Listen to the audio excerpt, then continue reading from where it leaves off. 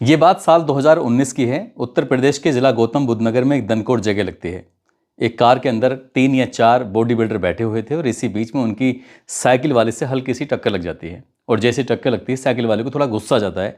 वो कहता है कि तुम अगर कार के अंदर बैठे हो तो इसका मतलब ये नहीं है कि कोई भी अगर पैदल चल रहा है या साइकिल पर चल रहा है तुम इस तरह से उसे मारोगे। कार में बैठे हुए उन लड़कों को थोड़ा सा गुस्सा आ जाता है। एक लड़का डांटता है, जैसे ही डांटता है तो साइकिल वाले को भी गुस्सा आ जाता है। साइकिल वाले ने पलट के जब जवाब दिया तो उस कार के अंदर बैठे हुए लड़के को बहुत ही ज़्यादा गुस्सा आ जाता है। जल्दी से कार से उतरता है। उतरने के बाद उस साइकिल वाले को एक के बाद एक कई थप्पड़ मार दिए जाते हैं और थप्पड़ मार के कहा जाता है कि चल यहाँ से भाग जा, नहीं तो और ज़्यादा पिट जाएगा। अब इसके बाद वो कार आराम से चलने लगती है, लेकिन आगे ही दनकोर में उस वक्त ओवरब्रिज नहीं बना हुआ था, इसलिए रेलवे का जो फाटक था वो गिर जाता है। और जैसे ही फाटक गिरता है तो उसके बाद फिर वहाँ पर जाम की स्थिति हो जाती है। साइकिल वाला उस फाटक को आराम से पार करके निकल जाता है, क्योंकि उसके लिए सामने कोई अवरोधक वाली बात नहीं थी। आखिरकार वो तुरंत ही जल्दी से अगले ही गांव उसका होता है, वो अपने गांव में पहुंच जाता है। लोगों से जाकर कहता है कि एक कार आ रही है, कार में बैठे 3-4 लोगों ने उसके साथ ज़्यादा मारपीट कर दी है।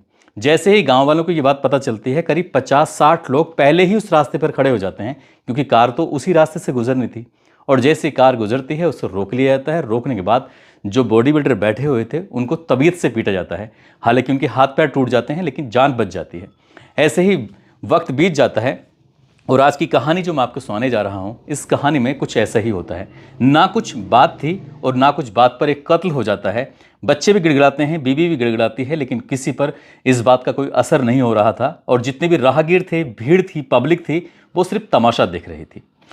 आदाब, नमस्कार, सत श्री अकाल। मैं उस्मान सैफी। आज की जो सच्ची घटना मैं आपको सुनाने जा रहा हूँ, ये सच्ची घटना है उत्तर प्रदेश के ज़िला अमरोहा की। ये 11 जनवरी 2026 की दोपहर लगभग 2:40 के आसपास का वक्त हो रहा था। अमरोहा में ही बाबूगढ़ जोया बाईपास है, वहाँ पर एक नहर की पुलिया है। एक कार आराम से गुजर रही थी, धीरे धीरे चल रही थी। इसी बीच में सामने से रॉन्ग साइड से एक बाइक आती है। बाइक पे 2 बच्चे बैठे हुए हैं और एक आदमी बैठा हुआ है। अचानक ही उस बाइक और जो कार थी उसमें हल्की सी टक्कर हो जाती है। ना तो बाइक गिरती है और ना ही किसी को चोट लगती है, लेकिन उस बाइक सवार को बहुत ज़्यादा गुस्सा आ जाता है। गुस्सा आने के बाद उस कार सवार से कहता है कि तुम देख के नहीं चल सकते, मेरे बच्चों को चोट लग जाती और तुम इतनी जल्दी में हो। तभी कार वाला कहता है कि तुम ही गलत साइड से आ रहे थे, मेरी कोई गलती नहीं है। बस देखते ही देखते दोनों में कहासुनी शुरू हो जाती है और उस मोड़ पर अचानक ही जाम सा लग जाता है। कई राहगीर भी मौके पर मौजूद होते हैं। राहगीरों ने कहा कि चलो ठीक है, खैर हुई, किसी को कोई चोट नहीं लगी, परेशानी वाली कोई बात नहीं है, आप चलो। इधर जो कार के अंदर एक महिला बैठी हुई है, वो उस व्यक्ति से जो कार चला रहा है उसे लगातार कह रही थी, तुम क्यों किसी के मुंह लग रहे हो, क्या बात है, बार बार बहस कर रहे हो, तुम ही छोड़ दो। बाहर के लोग भी उस मोटरसाइकिल वाले को समझा रहे हैं, कार के अंदर बैठे हुए उस कार वाले को समझा रहे हैं। आखिरकार ये जो विवाद था, विवाद खत्म हो जाता है, समाप्त हो जाता है। इसके बाद वो कार वाला अपनी कार लेकर मुरादाबाद की तरफ चलने लगता है। और जैसे ही कार मुरादाबाद की तरफ चलने लगती है तो जो महिला बैठी हुई है, दरअसल वो उसका कार चलाने वाला शोहर होता है। उसका नाम होता है राशिद हुसैन, जिसकी उम्र लगभग 38 साल के आसपास होती है। उसकी पत्नी का नाम रुखसार होता है। उसी कार के अंदर उसका एक बेटा है जो सबसे छोटा, जिसकी उम्र 2 साल है, नाम उसका अम्माद है। और उसकी एक बेटी है जिसका नाम है आरिश, ना बेटा आरिश है जिसकी उम्र 8 साल है, और एक बेटी है मायरा जिसकी उम्र 4 साल है। एक भतीजा है जिसका नाम सलमान है, वो भी कार के अंदर बैठा हुआ है। महिला को अभी जो पीछे बीता है, जो हुआ है रुखसार को, ये बात बड़ी अजीब लग रही थी। वो कहती है कि वैसे तो आप जिला न्यायालय अमरोहा के अंदर सिविल जज जूनियर डिवीज़न में अदालत में जज के पेशकार हैं, इतने पढ़े लिखे हैं, और इतने पढ़े लिखे होने के बावजूद भी जब कई बार बहस करते हो तो अच्छे नहीं लगते, इसलिए आप बहस मत क्या करो। आज का ज़माना ऐसा नहीं है कि अगर किसी को सही राह भी दिखाओगे तो लोगों को पसंद नहीं आएगी, इसलिए आपको बहस नहीं करनी चाहिए। जैसे ही राशिद हुसैन ने ये बात सुनी, उसने कहा कि ठीक है, जैसा तुम कहती हो मैं बिल्कुल वैसा ही करूँगा, अब मैं कोई किसी से बहस नहीं करूँगा। यहाँ से वो मियाँ और बीवी आपस में बातचीत कर रहे थे और बातचीत का सिलसिला अभी ख़त्म ही हुआ था कि गाड़ी अभी सिर्फ 2 किलोमीटर ही चली थी कि रास्ते में पथगोई हसनपुर की एक पुलिया पड़ती है। जैसे ही वहाँ कार पहुँचती है, अचानक ही कार को रोक लिया जाता है। करीब 7 जने होते हैं, हष्ट-पुष्ट लाठी डंडों के साथ वहाँ पर पहले से मौजूद होते हैं, और उन्होंने देखा और गाड़ी को रोक लिया। हालांकि उस व्यक्ति ने गाड़ी से ना उतरने की काफ़ी कोशिशें की, लेकिन जब जिद पकड़ लेते हैं, आखिरकार इस राशिद हुसैन को गाड़ी से उतरना ही पड़ता है। और जैसे ही वो गाड़ी से उतरता है तो इसके बाद जिनके हाथों में लाठी थे, डंडे थे और बेल्ट थी, इसके बाद फिर उसको बाहर गिरेबान पकड़ के खींचते हैं और खींचने के बाद बाहर निकाल लेते हैं। बीबी यानी कि रुखसार भी आ जाती है और राशिद हुसैन भी बाहर आ जाते हैं।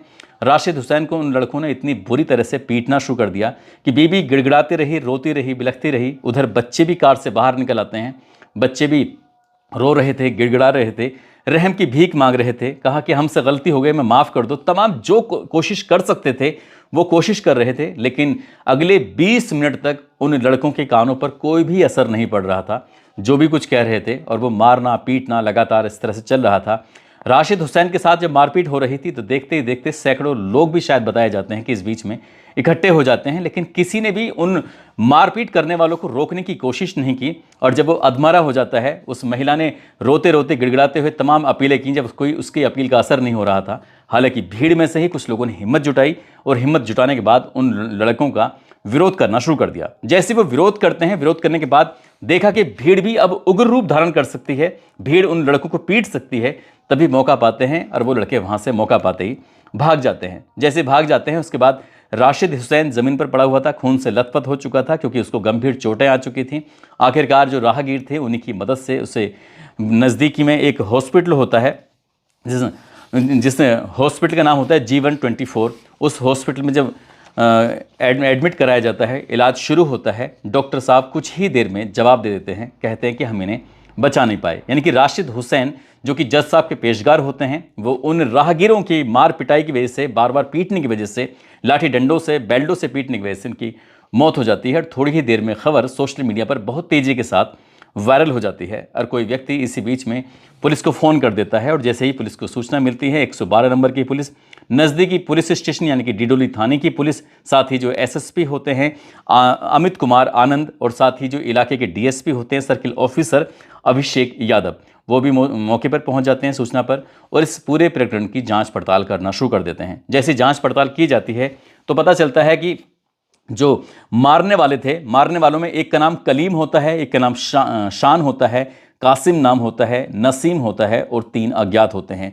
7 होते हैं कुल मिलाकर। आखिरकार इसमें जो भतीजा होता है उसके तहरीर के आधार पर बीएनएस की धारा 191/2, 103, 126/2, 61/1 इनमें मुकदमा दर्ज कर लिया जाता है। मुकदमा दर्ज करने के बाद फिर ये जो खबर अखबारों में प्रकाशित होती है तो लोगों को यकीन नहीं हो रहा था कि कोई झगड़े की वजह नहीं थी। रॉन्ग साइड से सिर्फ एक बाइक आ रही थी और उस बाइक की हल्की सी कार में टच हो जाती है और टच होने के बावजूद भी ना तो किसी को चोट लगी थी, ना ही कोई वाहन में कोई नुकसान हुआ था। और बात इतनी बढ़ जाती है कि राशिद हुसैन की मौत पर जाकर बात ये ख़त्म हो जाती है। लेकिन बात ख़त्म नहीं होती।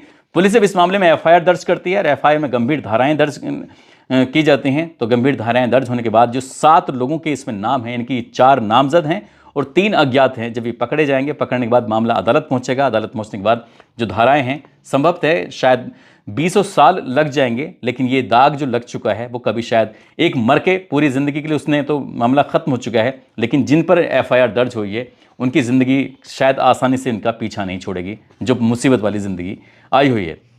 इसमें जो राशिद हुसैन होते हैं, इनके बड़े भाई थे जिनका नाम जाहिद हुसैन था। उनके लास्ट ईयर हार्ट अटैक से मौत हो जाती है। उनकी मौत के बाद उनके बच्चों की परवरिश की जिम्मेदारी इन्हीं के ऊपर आ जाती है, राशिद हुसैन के ऊपर। राशिद हुसैन ही परिवार का खर्चा वगैरह उठा रहे थे, लेकिन राशिद हुसैन जब मुख्य आदमी हैं घर के, वो ही चले गए, तो इन बच्चों की परवरिश की आगे की कैसे होगी ये भी सहज अंदाज़ा लगाया जा सकता है। दोस्तों, इस पूरे घटनाक्रम को सुनाने का उद्देश्य किसी को परेशान करना नहीं है, किसी का दिल दुखाना नहीं है, बल्कि आपको जागरूक करना है, आपको सचेत करना है।